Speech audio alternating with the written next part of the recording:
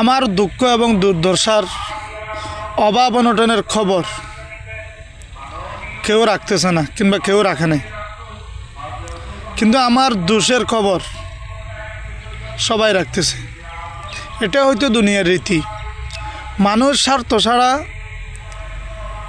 ভিক্ষাও দেয় না। যখন কোনো ভিক্ষুক দরজায় এসে বলে আমাকে কিছু ভিক্ষা দাও, তখন আমরা বলি নাও ভিক্ষা, তবে আমার জন্য একটু দোয়া করিও। আমরা সামান্য ভিক্ষার পরিবর্তে দোয়াও চাই। তারপরে এমনি কোনো কারণ ছাড়া কাউকে কিছু দিতে চাই না। আমরা এমন স্বার্থপর, মতলববাজ। এই জন্য আমাদের পরিবেশ পরিস্থিতি দিন দিন পিছনে যাচ্ছে। আমাদের মন মানসিকতা আর একটু ভালো করতে হবে। আসসালামু আলাইকুম।